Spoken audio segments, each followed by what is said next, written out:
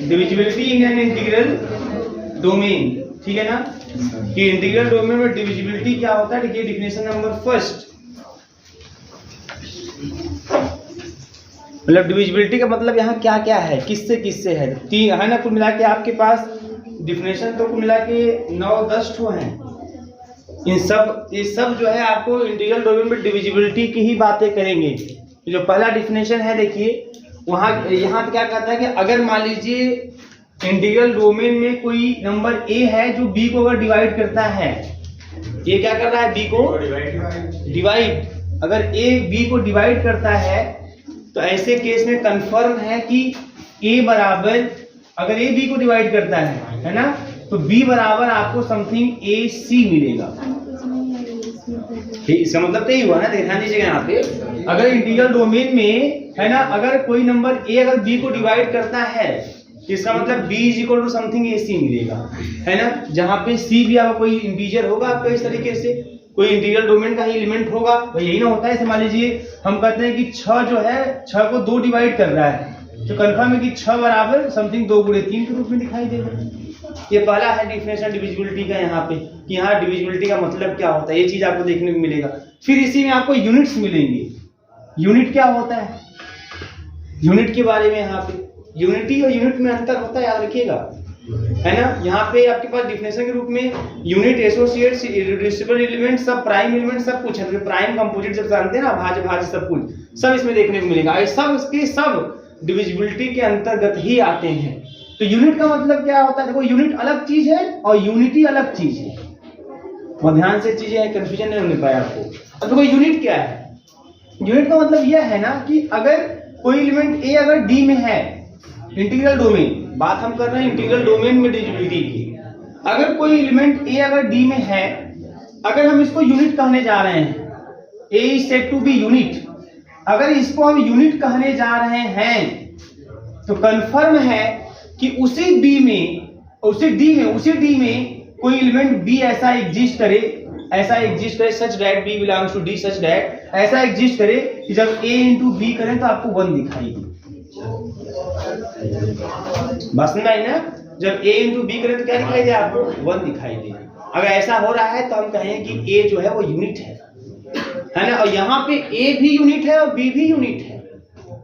ये चीज को उस पर भी लागू हो जाएगा, b वाले पे भी लागू हो जाएगा कि b d का एलिमेंट है तो a ऐसा हमको d में मिल जाए, इससे b इंटू a करें तो 1 मिल जाए। ये होता है यूनिट का मतलब। जैसे अगर हम बात करें यहाँ पे इंटीजर के सेट में बात करें, सेट ऑफ इंटीजर, है ना। अच्छा, आपको एग्जांपल के लिए बताया था ना आप लोगों को करने के लिए, कुछ सर्च किए, हाँ मैच देख रहे थे। अभी सेट ऑफ इंटीजर की बात करें तो सेट ऑफ इंटीजर में 2 ही एलिमेंट हैं जो यूनिट के रूप में दिखाई देते हैं। सेट ऑफ इंटीजर में 2 ही एलिमेंट हैं जो यूनिट के रूप में दिखाई देते हैं। कौन पता है, 1 और -1। ये 2 ही एलिमेंट हैं जो यूनिट के रूप में दिखाई देते हैं। बस समझ आ रही है। तो ये देखो अभी समझ सकते हैं 2 का, हम सेट ऑफ इंटीजर में 2 ले लें तो क्या 2 यूनिट है कि नहीं है, तो 2 में ऐसा क्या मल्टीप्लाई करें कि 1 आ जाए, ऐसा एलिमेंट मिलना चाहिए, है ना। तो ऐसा होता है 1/2, लेकिन 1/2 d में नहीं होगा। सेट ऑफ इंटीजर में, सेट ऑफ इंटीजर की बात करें, सेट ऑफ इंटीजर में नहीं होगा, तो इसका मतलब 2 यूनिट आपका नहीं है, 1 यूनिट है। 1 यूनिट है क्यों, क्योंकि अगर 1 की बात करें अगर आप यहाँ पे, तो 1 में आप 1 का मल्टीप्लाई कर देंगे आपको 1 मिल जाने वाला है। -1 भी, -1 में -1 का मल्टीप्लाई कर देंगे आपको 1 मिल जाने वाला है। और ये सब के सब आपके इंटीजर के एलिमेंट हैं, -1, 1, ये सब यूनिट मतलब समझ रहे हैं। अगर कोई एलिमेंट a अगर d का है, इंटीग्रल डोमेन का है, जिसे हम यूनिट तब कहते हैं जब उसी d में कोई b ऐसा मिल जाए कि जब a और b का गुणा करें तो आपको 1 दिखाई दे, आइडेंटिटी दिखाई दे, यूनिटी दिखाई दे। Yes sir, unit and unity, ये यूनिटी है, 1 यूनिटी है, आइडेंटिटी एलिमेंट, इसी को यूनिटी बोलते हैं, ये यूनिटी है ना। लेकिन a और b को क्या बोलेंगे हम, यूनिट बोलेंगे, हम यूनिट बोलते हैं। बात समझ में आ रही है। तो ये चीज होता है, यूनिट का केस होता है। तो इंटीजर के सेट में 2 ही यूनिट होते हैं, 1 और -1। ऐसे ही देखना है आपको। अगर सेट ऑफ रेशनल की हम बात कर लें, सेट ऑफ रेशनल की बात कर लें, है ना, तो उसमें आपको मिल जाएंगे, बहुत से यूनिट मिल जाएंगे। 2 है तो 1/2 भी है, गुणा करने पे 1 मिल जाएगा। 3 है तो 1/3 भी है वहां पे, है ना। बस नॉन जीरो एलिमेंट होने चाहिए, है ना। हाँ, non zero element, zero element का नहीं मिल पाएगा, नॉन जीरो एलिमेंट होने चाहिए। यहाँ पे भी कर सकते हैं फील्ड जो होता है, field is a commutative ring, है ना, with unity element, with unity element मतलब वही वन, यूनिटी मतलब one, having multiplicative inverse of each of its non zero element. तो फील्ड का हर एक एलिमेंट उसका जो है यूनिटी एलिमेंट में दिखाई देगा, क्योंकि वहां नॉन जीरो एलिमेंट होगा नहीं करता, एक्चुअली जीरो एलिमेंट होगा नहीं करता वहां पे, वहां सब नॉन जीरो एलिमेंट होते हैं, है ना। तो इसलिए वहां सबके इनवर्स भी होंगे वहां पे। तो ऐसे केस में फील्ड का हर एक एलिमेंट जो है वो यूनिट के रूप में दिखाई देगा, फील्ड का हर एक एलिमेंट यूनिट के रूप में दिखाई देगा। इंटीजर केवल दो ही एलिमेंट यूनिट के रूप में दिखाई देगा, 1 और -1। बात समझ में आ रही कि नहीं आ रही है ना। बहुत सिंपल है। यूनिट का मतलब सीधा सा कॉन्सेप्ट होता है आपका यहाँ पे कि अगर किसी एलिमेंट को आप यूनिट बोलने जा रहे हो किसी भी सेट में, तो उसी सेट में एक ऐसा एलिमेंट और मिल जाए जिसको उसमें गुणा करें तो 1 दिखाई दे, यूनिटी आ जाए, तब हम उस एलिमेंट को हम यूनिट का नाम देते हैं। ठीक है, तो यूनिट और यूनिटी में आप लोग अंतर कंफर्म रखिएगा, यही बात होती है। ठीक है, चलिए कुछ बातें लिखा है, धीरे लिखते भी रहिए आप लोग। हेडिंग डिफिनेशन 1, कई डिफिनेशन है, ये सब डिविजिबिलिटी, यूनिट भी मतलब ये भी डिविजिबिलिटी ही तो है। ये जो a to b = 1 करें, ये भी डिविजिबिलिटी ही है। बस समझ आ रही है। इसका मतलब 1 में a से डिवाइड कर रहे हैं तो b आ रहा है, या 1 में b से डिवाइड कर रहे हैं तो a आ रहा है। तो ये सभी बातें डिविजिबिलिटी की बातें हैं। तो जितने भी यूनिट, एसोसिएट, प्राइम, कंपोजिट, जितना भी नंबर पढ़ेंगे ये सब कहीं न कहीं डिविजिबिलिटी के बारे में ही बताते हैं। जो पहला मोटा मोटा डिफिनेशन डिविजिबिलिटी का वो यही है कि अगर a b को डिवाइड करता है तो इसका मतलब यह हुआ a = bc, sorry b = ac। अगर a b को डिवाइड करता है देन b = ac। जैसे 2 6 को डिवाइड करता है, समझो 6 = 2 × 3। तो डिविजिबिलिटी का एक्चुअल मतलब यही होता है कि कोई एक नंबर दूसरे को डिवाइड कर रहा है तो कुछ बार में डिवाइड करेगा, a b भी डिवाइड करेगा। हाँ, तो बोल रहे हैं जी a b को डिवाइड कर रहे हैं, है ना, a / b then b = ac। बात समझ में आ रही है। तो नहीं, क्या मैं उल्टा बोला क्या? नहीं, मैं सब सही बोला था, बीच में कहा था कुछ चेंज कर दिया, गधा हो। चलो, है ना, बात समझ में आ रही है ना। मैंने बोला a / b, मैंने उसमें जल्दबाजी में a = bc बोला, लेकिन यहाँ जो लिखा था मैंने b = ac कर दिया। कहाँ पता ध्यान है तुम्हारा, है ना। ये हो गया, इस तरह से ऐसा होता है यहाँ पे। तो मेन एक्चुअल में डिविजिबिलिटी का मतलब ये होता है कि एक नंबर दूसरे को डिवाइड करता है, इसका मतलब क्या हुआ, ठीक है ना। लेकिन वही चीज आपको इसमें भी दिखाई दे रहा है, इसमें भी डिविजिबिलिटी ही है कि 1 को a डिवाइड कर रहा है तो b बार में डिवाइड करेगा, या 1 को b डिवाइड करेगा तो a बार में डिवाइड करेगा, ये भी डिवाइड ही कर रहा है। तो यूनिट हो चाहे अभी मैं एसोसिएट पढ़ाऊंगा आपको, कंपोजिट नंबर एलिमेंट पढ़ाऊंगा, प्राइम एलिमेंट पढ़ाऊंगा, इस सब के सब डिविजिबिलिटी के ही थ्रू आते हैं। ठीक है, बस उनका अपना स्पेशल केस होता है। ये सब डिफिनेशन है। देखिए नंबर फर्स्ट आप, let capital R be an integral domain. R क्या है? Integral domain. अच्छा, लेट कैपिटल, मैं आज कुछ और पूछने जा रहा था, जैसे कहते हैं कि इंटीग्रल डोमेन। देखिए, let capital R be an integral domain and small a belongs to R, and small a belongs to R with a is not equal 0, with a is not equal 0, then we show that, sorry, then we say that, sorry, can I definition है, then we say that a divides b, then we show that a divides b, हो गया, a divides b, denoted as, ऐसे लिख दीजिएगा, denoted as है यह चीज, denoted as ऐसे डिनोट करते हैं a divides b को, a divides b denoted as this, हो गया। Then we say that a divides b if there exists small c belongs to R, if there exists small c belongs to R such that b is equal to ac, if there exists small c belongs to R such that b is equal to ac, अगर ऐसा है तो फिर आपको आप बोलेंगे कि इसका मतलब कि a b को क्या कर रहा है, डिवाइड कर रहा है। तो डिविजिबिलिटी इन इंटीग्रल डोमेन का मतलब यही होता है, किसी भी इंटीग्रल डोमेन में अगर एक नंबर दूसरे नंबर को डिवाइड कर रहा है तो ये कंडीशन आपको होल्ड होता हुआ दिखाई देगा। बहुत सामान्य सी बात है ना। 3 अगर 9 को डिवाइड कर रहा है तो कंफर्म है कि आपको 9 = 3 × 3 दिखाई देगा आपको, है ना। या 12 अगर 12 को डिवाइड कर रहा है तो 12 = आप बोलेंगे 3 × 4 हो जाएगा यहाँ पे, बात समझ में आ रही है जी? बहुत तेज आप लोग, है ना? तो ये हो गया इस तरीके से। और एक बात और ध्यान दीजिए बेटा यहाँ पे कि चूंकि जो जीरो है, जीरो की बात अगर करें तो जीरो को आप समथिंग ए इंटू जीरो लिख सकते हैं। आप जीरो को आप क्या लिख सकते हैं? समथिंग ए इंटू जीरो लिख सकते हैं। इसका मतलब समझते हैं क्या? इसका मतलब ये है कि जो जीरो है, जीरो को कोई भी नॉन जीरो एलिमेंट डिवाइड कर देगा। और कितनी बार में? जीरो बार में। जीरो बार में डिविजिबिलिटी में एक चीज ये भी जानिएगा कि जीरो जो नंबर होता है उसको कोई भी नॉन जीरो नंबर डिवाइड कर सकता है। नॉन जीरो नंबर, जीरो को जीरो डिवाइड अनडिफाइंड, यानी इनडिटरमिनेट फॉर्म। तो अगर कोई नॉन जीरो एलिमेंट है, नॉन जीरो एलिमेंट, तो हमेशा कोई भी नॉन जीरो एलिमेंट हो इंटीग्रल डोमेन का, वो हमेशा जीरो क्या करेगा? डिवाइड करेगा। ठीक है, ये हो गया आपका पहली बात। अब लिखिए, हेडिंग करिए सेकंड नंबर डाल के, units.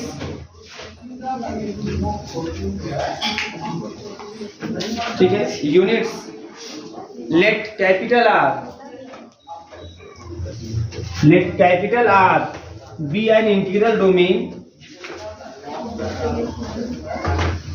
Let capital R be an integral domain, then small a belongs to capital R is said to be unit. Then small a belongs to capital R is said to be unit. Is said to be unit if there exists small b belongs to R such that a into b is equal to 1, such that a into b is equal to 1। हो गया? देखिए, here b is also called as unit। b को भी unit कर सकते हैं, कोई दिक्कत नहीं। b is also called as unit। हो गया? एज यूनिट हो गया यहाँ पे। ये आप याद रखें। For example, in the set of integer, अगर इंटीजर का सेट लें हम लोग, इंटीजर पर इंटीग्रल डोमेन बनाता है। इंटीग्रल डोमेन देखो होना चाहिए। In the set of integer there are only two unit element. There are only two unit element. There are only two unit element, namely कौन कौन होंगे? 1 and -1। There are only two unit element, namely NAMELY 1 and -1, है ना? अब देख लीजिए, अपने से दिमाग लगा लीजिए कि इंटीजर में 1 और -1 के अलावा ऐसा कोई एलिमेंट नहीं होगा जो इस तरह कंडीशन होल्ड करता हुआ दिखाई दे। बस समझ आ रही है?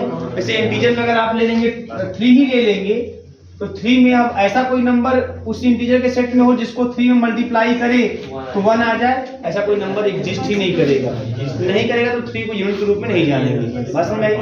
तो इंटीजर में केवल 1 और -1 ही आपको ऐसे दिखाई दे सकते हैं, जो कि आपको मल्टीप्लाई करने पर 1 के मतलब यूनिटी दे सकते हैं। जैसे इस तरीके से 1 इंटू 1 कर देंगे तब 1 मिल जाएगा, और -1 इंटू -1 कर देंगे तब भी आपको 1 मिल जाएगा। तो 1 मिलना चाहिए, अपने से गुणा करने पे मिले, चाहे उसमें उसी सेट के दूसरे एलिमेंट से गुणा करने पे मिले। बात समझ में आ रही है? और ऐसा 3 में 3 इंटू 3 में 9 मिल जाएगा। बात समझ में आ रही है? जो यूनिटी दे दे, है ना, उस एलिमेंट को हम यूनिट बोल देंगे। ठीक है, ये हो गया। हाँ भाई, बहुत होगा। सेकंड एक एग्जांपल और नोट कर लीजिए आप। अब जितने भी सेट फील्ड बनाएंगे सब इसी के एग्जांपल बनाएंगे। देखिए, इन द फील्ड each element हो गया, each element is unit। Field में हर एक एलिमेंट यूनिट होता है ना, क्योंकि फील्ड में नॉन जीरो एलिमेंट होगा करते हैं। कोई उठा लीजिए जो सेट फील्ड बनाए, उसका हर एक एलिमेंट यूनिट होगा। कन्फर्म है नहीं आप लोगों को? सेट ऑफ रियल उठा लो, सेट ऑफ रेशनल उठा लो, लेकिन फील्ड है तो नॉन जीरो रहना चाहिए, सब में याद रखिएगा। सेट ऑफ रेशनल उठा लो, सेट ऑफ कॉम्प्लेक्स उठा लो, आपको कंफर्म है ना उस सेट में क्या हो? गधा का पेड़ जब बोल दिए पहले फील्ड तो कहानियां खत्म हो गई, जीरो तो निकालना ही निकालना है। क्या पगलाते हो बीच बीच में रह के, तुम दौरा पड़ा तुमको, ठीक है ना। मैं पहले ही बोल दिया कि सेट ऑफ रियल फील्ड अगर बना, मतलब set of real, set of rational, अब मैं पहले ही बोल दिया फील्ड, तो जीरो निकाल दीजिए, मैं कहूंगा तब निकालेंगे। हो गया भैया, लिख लिए इसको आप लोग। अब नेक्स्ट हेडिंग करिए, यूनिटी एसोसिएट्स। नहीं दिमाग काम कर, क्या करेंगे, हेडिंग करिए एसोसिएट्स। एसोसिएट्स लिखिए, लेट कैपिटल आर, नंबर लिखिए, तीसरा नंबर है ये सब डिविजिबिलिटी के अंतर्गत ही आते हैं। Let capital R be an integral domain, be an integral domain, then an element small a belongs to capital R, then an element small a belongs to capital R is said to be associates, then an element small a belongs to capital R is said to be associates if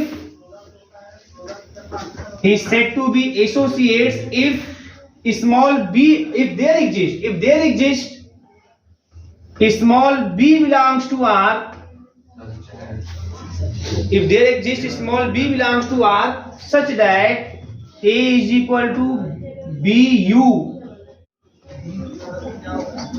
a is equal to bu, ठीक है ना। ऐसा ही हो सकता है R a u is equal to b, ये भी कहानी हो सकती है, कोई दिक्कत नहीं है, क्योंकि अगर वो एसोसिएट तो दूसरा भी एसोसिएट ग्रुप में आ जाएगा।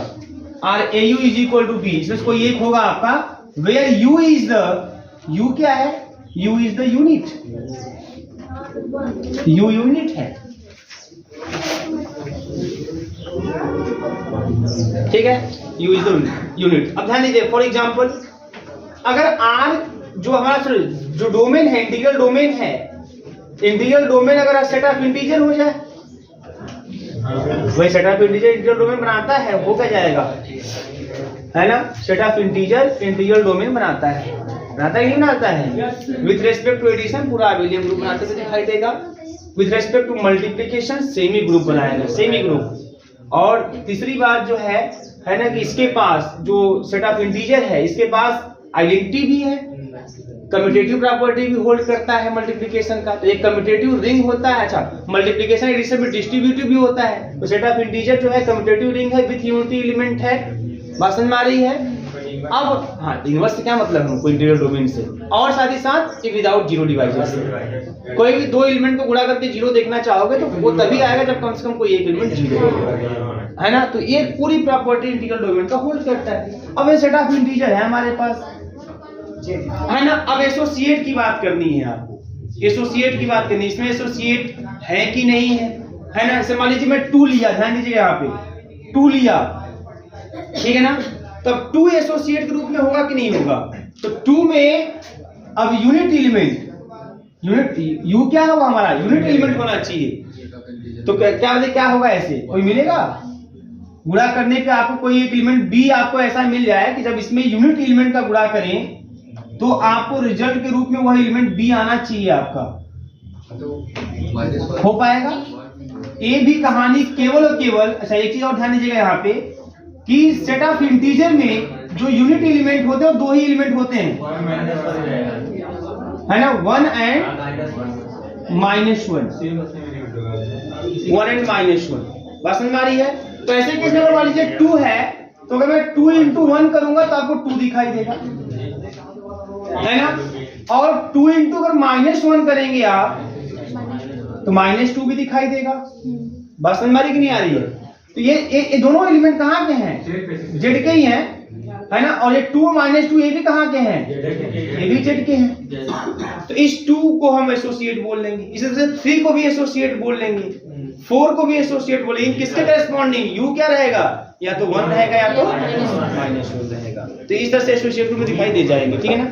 फॉर एग्जांपल में लिखिए आप, फॉर एग्जांपल नंबर फर्स्ट करके लिख लीजिए आप, the ring of all integers, the ring of all integers has only 2 units,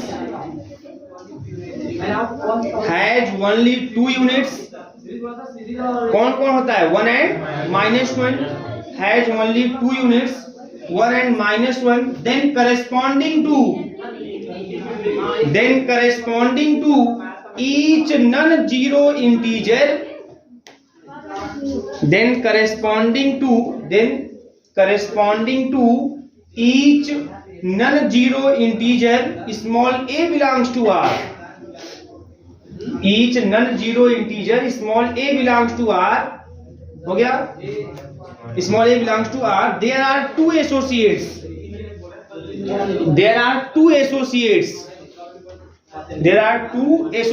कौन कौन? 1 into a and -1 into a. That is a and minus a. That is a and minus a.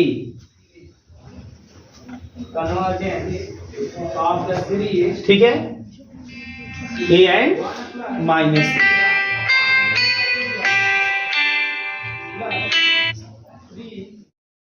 स्पष्ट है कि देखिए इसका मतलब समझ में क्या है? इसका मतलब यह है कि अगर कोई भी a अगर आप R में लेते हैं, R मतलब यहाँ क्या है? Z है, यही इसी को Z बोला जा रहा है, इसी को R बोला जा रहा है, ठीक है ना? इंटीग्रल डोमेन जो सेट ऑफ इंटीजर है। तो अगर कोई भी a अगर आप R में लेते हैं तो इसके एसोसिएट ग्रुप में कौन दिखाई देंगे? a दिखाई देगा और -a दिखाई देगा। देखिए किस यूनिट के करेस्पॉन्डिंग? 1 और -1 के करेस्पॉन्डिंग। और हर एक एलिमेंट का दिखाई देगा, यहाँ पे हर एक एलिमेंट का एसोसिएट दिखाई देगा, लेकिन किस यूनिट के करेस्पॉन्डिंग? 1 और -1 के करेस्पॉन्डिंग। बात समझ में आ रही है? तो ये होता है एसोसिएट का मतलब। जैसे है ना 2 जो है वो 2 का एसोसिएट होगा, 2 -2 का भी एसोसिएट होगा। इसी प्रकार से 3 जो है वो 3 का एसोसिएट, 3 -3 का एसोसिएट, ऐसे सब आप है ना एसोसिएट के रूप में आपको दिखाई देंगे। और हर एक इंटीजर के 2-2 एसोसिएट दिखाई देंगे। तो खुद वो अपना एसोसिएट होगा और एक अपने नेगेटिव वाले का एसोसिएट होगा। लेकिन किस यूनिट के करेस्पॉन्डिंग? 1 और -1 के करेस्पॉन्डिंग। अगर यहीं पे आप अगर फील्ड की कोई फील्ड ले ले, यानी दूसरा एग्जांपल देखना चाहें तो आप देख सकते हैं। अगर आप फील्ड ले लें, फील्ड है ना, फील्ड में सेट ऑफ रियल ले लें, आप सेट ऑफ रियल का ले लें आप। फील्ड है तो 0 नहीं रहेगा, ठीक है ना? ये अब इसके आपका मान लीजिए है यहाँ पे, ठीक है? अब ध्यान दीजिए 0 का इनवर्स नहीं होगा, बस है ना, 0 का इनवर्स बस नहीं होगा, 0 रहेगा। f = R set of real है, फील्ड है, ध्यान दीजिएगा फील्ड है। अब इस फील्ड की जब बात करेंगे तो यहाँ पे पता है कि हर एक एलिमेंट, इसका हर एक नॉन जीरो एलिमेंट जो होगा वह आपके यूनिट के रूप में काम करता है, दिखाई देगा यूनिट के रूप में। सबका यूनिट होगा, सब यूनिट के रूप में दिखाई देंगे। जैसे 2 लेंगे तो 1/2 आपको एग्जिस्ट करेगा, 1 दे देगा। 3 होगा तो 1/3 है ना। इसमें कह सकते हैं कि हर एक नंबर यूनिट के रूप में आपको दिखाई देने वाला है, क्योंकि उस नंबर के करेस्पॉन्डिंग उसी सेट में एक ऐसा नंबर आपको मिल जाएगा जिसको गुणा करने पे यूनिटी आपको मिल जाने वाला है। बात समझ में आ रही है? अब यहाँ पे अगर एसोसिएट रूप में देखना है तो देख सकते हैं इसमें तमाम एसोसिएट मिलेंगे, एक ही एलिमेंट के तमाम एसोसिएट आपको दिखाई दे सकते हैं, है ना। तो कैसे? ऐसे मान लीजिए हम 3 में है ना, आप गुणा करें अगर किसका 1/3 का करें, है ना, तो आपको 1 मिल जाएगा। तो ये भी एसोसिएट है एक दूसरे का, इसका एक दूसरे का एसोसिएट है। अच्छा 3 में अगर आप 1/2 का भी करोगे ना तो ये 3/2 आएगा, तो ये भी एसोसिएट है। ये भी क्या है? इसमें 1/2 क्या है?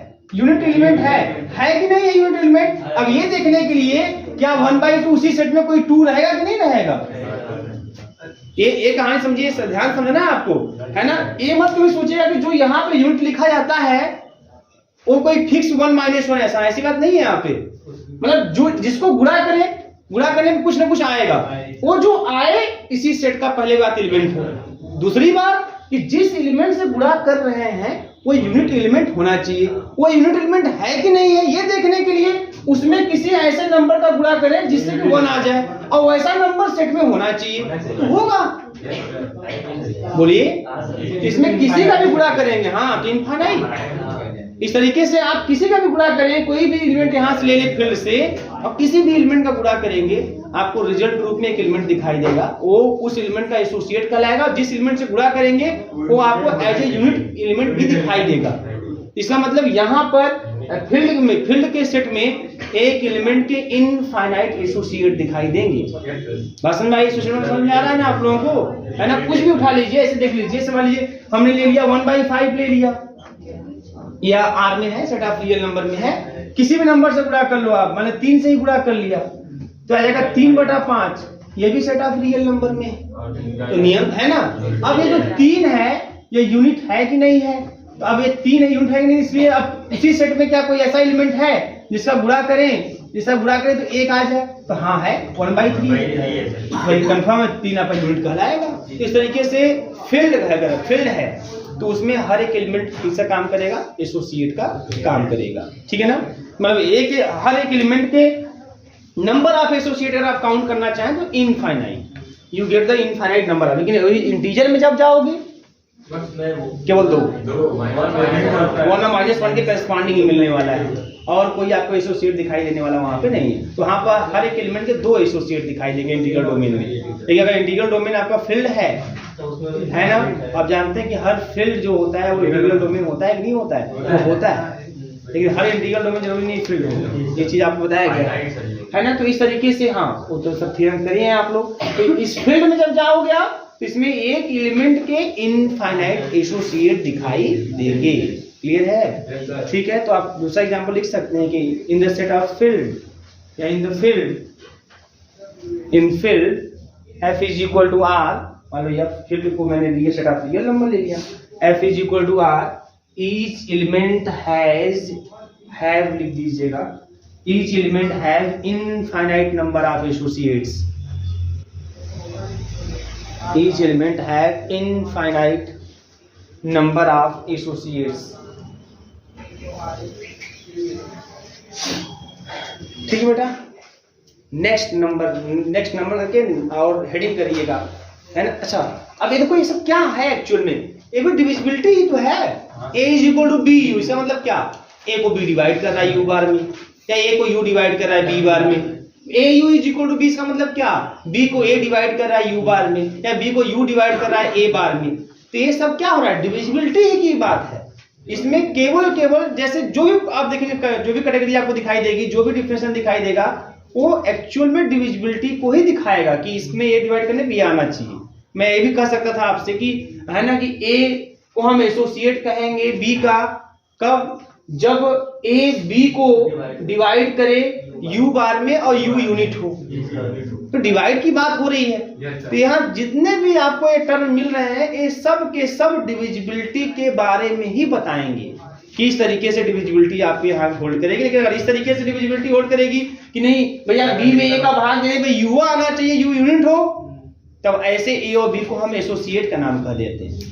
बात समझ में आ रही है। डिविजिबिलिटी अगर ऐसे एग्जिस्ट करे कि a into b is equal to करने पे 1 आए, मतलब 1 में a से डिवाइड करने पे b आए, या 1 में b से डिवाइड करने पे a आए, अगर ऐसा डिविजिबिलिटी यहाँ पे हो रहा है, इस तरीके से डिवाइड हो रहा है, तो ऐसे a और b को हम यूनिट कहते हैं। बात समझ में आ रही है। तो एक वहां पे आकर डिविजिबिलिटी की बातें हैं यहाँ पे, बस अलग अलग स्पेशल कैटेगरी में उसका स्पेशल नाम दे देते हैं। तो आप हेडिंग कीजिए इररिड्यूसिबल एलिमेंट, इररिड्यूसिबल I है ना, IRRE, आप पढ़ेंगे reversible and irreversible reaction, irreducible element IRREDUCIBLE, irreducible element. लिखिए लेट कैपिटल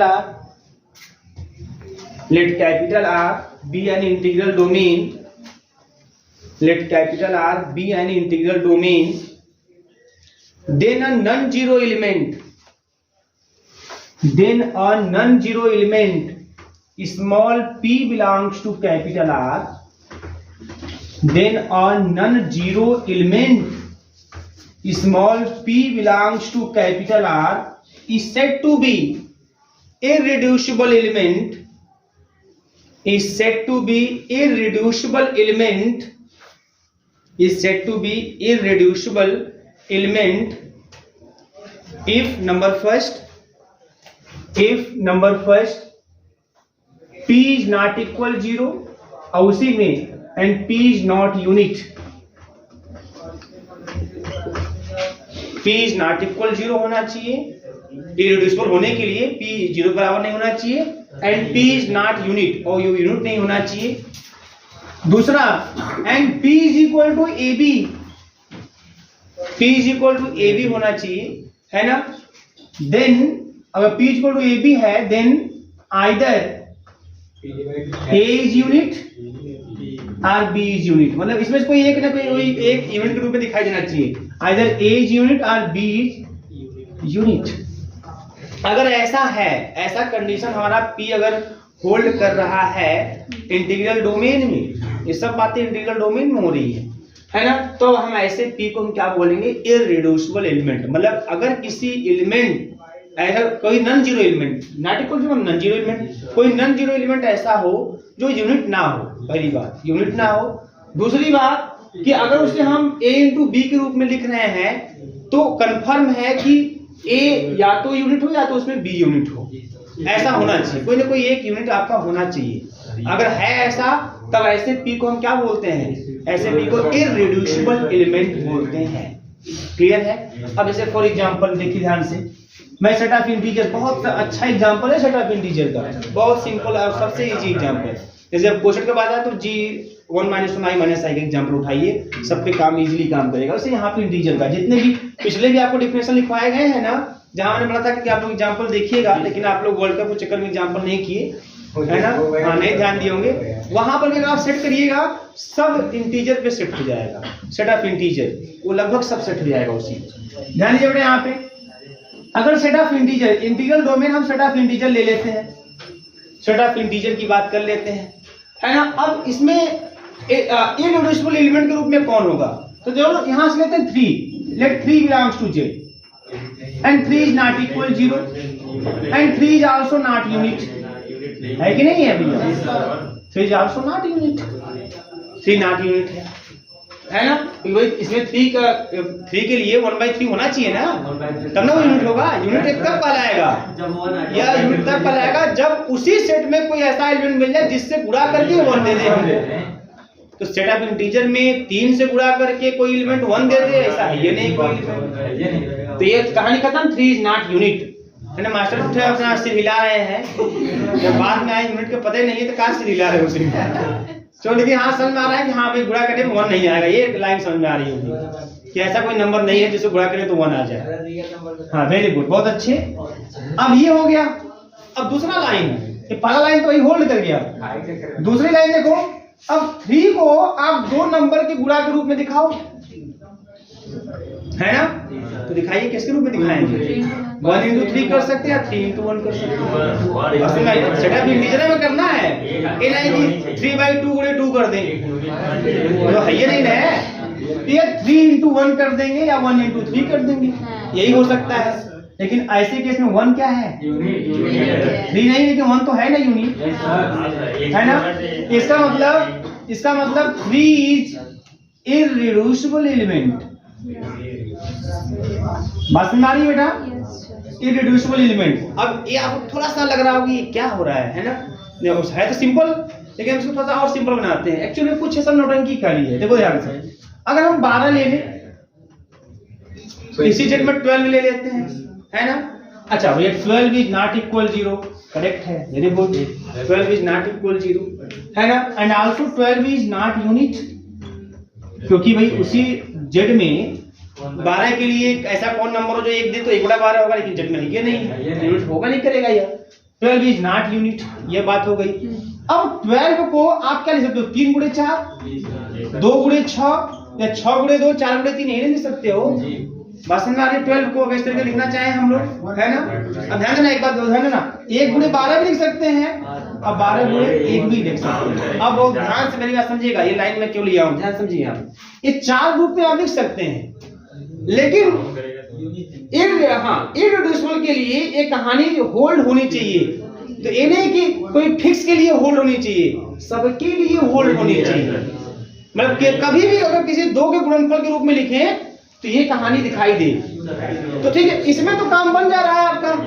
लेकिन अगर इसमें देखो 2 के गुणनफल के रूप में है, इसमें देखो 2 के गुणनफल के रूप में है, लेकिन क्या 3 या 4 यूनिट है, क्या 2 और 6 यूनिट है, क्या नहीं। इसका मतलब 12 इज नॉट इररिड्यूसिबल, इसका मतलब 12 इज रिड्यूसिबल, है ना, इज नॉट इररिड्यूसिबल। बात समझ में नहीं आ रही है। तो एक कहानी आपको एग्जांपल मैंने इसलिए लिया 12 वाला ताकि आप समझ जाएं कि ये जो है P is equal to a b प्रत्येक के लिए, मतलब कभी भी उस एलिमेंट को कभी भी किसी भी रूप में अगर उस सेट के अंदर अगर दो के गुणनफल के रूप में देख रहे हो तो कोई ना कोई एक यूनिट होना चाहिए। बात समझ में आ रही है ना? कभी भी किसी भी दो के गुणनफल के रूप में, यानी कि खोज के दिखा देंगे चलो 12 गुणे 1 ऐसे करो तो कुल हो जाएगा। बात समझ में आई ना? और अगर ऐसा होता तो यहाँ पे डिफिनेशन होता हम क्या कि a गुणे 1 होगा या b 1 गुणे b होगा, तो फिक्स कर देता है ना। यहाँ फिक्स वाली बात नहीं, यहाँ पे कभी भी अगर उस p को अगर दो के गुणनफल के रूप में अगर देख पा रहे हो, अगर p को दो के गुणनफल के रूप में देख पा रहे हो तो कंफर्म उन दो में से एक एलिमेंट तो सर जी यहाँ पर P आपका यूनिट होना चाहिए, है ना? तभी कर लीजिए प्राइमो का नंबर आएगा, नंबर के लिए तो ठीक है? ये कर लीजिए पहले इसको। किसमें किसमें यूनिट आना चाहिए सभी चीजें। हाँ, कोई और बताओ और लेके बताएं आपको। आप इंटू -1 भी तो कर सकते हैं। किसमें -12 इंटू -1 वो भी तो इसको 12 को -12 को -12 इंटू हाँ -12 इंटू -1 कर सकते हैं। क्या हो जाएगा इससे तब? हो जाएगा। तो ये हो जाएगा ना। ये कहने का मतलब ये क्या है, यहाँ कहने का मतलब क्या है कि 12 को जब भी किसी दो के गुणनफल के रूप में देखें तो इसमें कोई न कोई एक यूनिट होना चाहिए। तो ठीक है, ये तो हो गया, ठीक है, ये भी हो गया, ठीक है, लेकिन जब 12 बराबर 3 गुणे 4 करेंगे ये भी तो होगा करता है ना। तो हियर नाइदर 3 यूनिट है ना तो 3 यूनिट है ना 4 यूनिट, दोनों यूनिट नहीं है। बात समझ आ रही कि नहीं आ रही है? इसमें कंफ्यूजन नहीं होना चाहिए। जब भी किसी एलिमेंट को आपको इररिड्यूसिबल के रूप में देखना है तो उस एलिमेंट को जब भी किसी दो के गुणनफल के रूप में देखें, जब भी देखें किसी दो गुणनफल के रूप में कोई ना कोई उसमें से एक यूनिट होना चाहिए। अगर ये कंडीशन कहीं एक जगह में फेल करता है तो वह इररिड्यूसिबल नहीं होगा। बात समझ में आ रही है ना? ये चीज आपके दिमाग में होनी चाहिए। ये तो ऐसे तो हम देख लेंगे तो देख ही लेंगे हम। बात समझ आ रही है ना? अभी 5 की बात करें तो 5 आपका है इररिड्यूसिबल। क्यों? क्योंकि 5 इंटू 1 दिखाई दे सकता है और इंटू 5 यही दिखाई दे सकता है। और कुछ कर लीजिए 5 को, नहीं ना हो पाएगा तो है ना? बताओ, कुछ है बताओ। और ध्यान दीजिएगा जिसके गुणनफल के रूप में दिखाएंगे वो उसी सेट का एलिमेंट होना चाहिए। इन्हें कहीं बाहर से जाकर दिखा दे सकते तो बहुत सेट कर लेंगे तब तो, है ना? सेट का एलिमेंट इंटीग्रल डोमेन का ही होना चाहिए। तो ये जी, तो ये 5 इररिड्यूसिबल है, लेकिन 10 का इररिड्यूसिबल है तो 10 इंटू 1 कर देंगे, ठीक है, काम बन जाएगा। लेकिन क्या जब इसको 2 गुणे 5 जब करोगे तब काम बनेगा क्या? न तो 2 यूनिट है न तो 5 यूनिट है। किसमें? सेट ऑफ इंटीजर में। और सेट ऑफ रियल में जाओ तो 2 भी यूनिट है 5 भी यूनिट है। तो ये भी ध्यान देना है किसमें बात कर रहे हो, सब हवा बात नहीं होगी। सेट कौन सा लिया? हाँ, उसमें बहुत विशेष फोकस करना है कि सेट किसका है, सेट ऑफ इंटीजर है कि रियल है ना? हो गया बेटा? नेक्स्ट लिखिएगा हेडिंग के लिए प्राइम एलिमेंट। प्राइम एलिमेंट, अब किस एलिमेंट को प्राइम एलिमेंट कहते हैं? देखिए उसी तरीके से let R be an integral domain, let R be an integral domain, let R capital R be an integral domain, then a non-zero element small p belongs to capital R, then a non-zero element small p belongs to capital R, small p belongs to capital R is said to be prime, is said to be prime if number first p non-zero हो and p is not unit also, यहाँ भी p unit ना हो, ठीक है ना? और दूसरी बात कि p is equal to a b हो, लेकिन then either p divides a और p डिवाइड्स b, इसमें से कोई ना कोई एक होना चाहिए। अगर ऐसा है तब तो हम p को बोलेंगे प्राइम, अदरवाइज नहीं बोलेंगे, है ना? ध्यान दीजिएगा, अगर ऐसा कंडीशन है तो p को बोलेंगे प्राइम, नहीं तो नहीं बोलेंगे। ठीक है, अब देखो ध्यान से एग्जांपल रूप में, अगर देखो यहाँ पे 5 को ही देख लो, 5 प्राइम है कि नहीं है? प्राइम नंबर जानते ही हैं आप लोग, वही चीज है, और थोड़ी बात है। तो 5 जीरो के बराबर भी नहीं है, 5 यूनिट भी नहीं है। सेट ऑफ इंटीजर है, integral domain R set of integer है, ठीक है ना? तो 5 ठीक है ना। अब 5 यूनिट भी नहीं है, तो ये 5 को हम 5 गुणे 1 के रूप में देख सकते हैं। बात समझ में आई ना। 5 को किस रूप में देख सकते हैं? 5 into 1 के रूप में देख सकते हैं। तो अब देखो, अब ये जो 5 है ना, अगर 5 is equal to 5 into 1 देख सकते हैं, 1 into 5 देख सकते हैं। तो ऐसे केस में जो 5 है, इस 5 को डिवाइड करेगा ना, ये इसको डिवाइड करेगा ना, ये प्राइम हो जाएगा। किसी एक को डिवाइड करना चाहिए। अभी मैं 12 को ले लूं, 12 को 3 into 4 देखो कर दिया, सब पे होल्ड होना चाहिए, है ना। 12 को 3 into 4, अब क्या 12 3 या 4 किसी को डिवाइड कर रहा है क्या? किसी को डिवाइड नहीं कर रहा है, तो 12 प्राइम नंबर नहीं है। बस में देखो बातें, आप जो डिफिनेशन जानते हो प्राइम को जन्म करते हो, अलग तरीके से समझते हो कि नहीं खुद काटे या एक काटे, लेकिन यहाँ दूसरे तरीके से कहा जा रहा है उसी चीज को, लेकिन है वही बात, है ना। हाँ, कि P अगर P is equal to A into B है, तो P या तो A को डिवाइड करे या तो B को डिवाइड करे, ऐसा होगा तब प्राइम है ना की कैटेगरी में आएगा। और इस केस में नहीं है तो मतलब 12 प्राइम नहीं है। ऐसे किसी को भी चेक कर सकते हो, 7 प्राइम है, 11 प्राइम है, लेकिन 15 प्राइम नहीं है, क्योंकि 15 को लेकर वो 3 गुणे 5, ना तो 15 3 को काटेगा ना 5 को काटेगा। बात समझ में आ रही है? एग्जाम्पल छाप लीजिए और बातें ऐसी होती रहेंगी।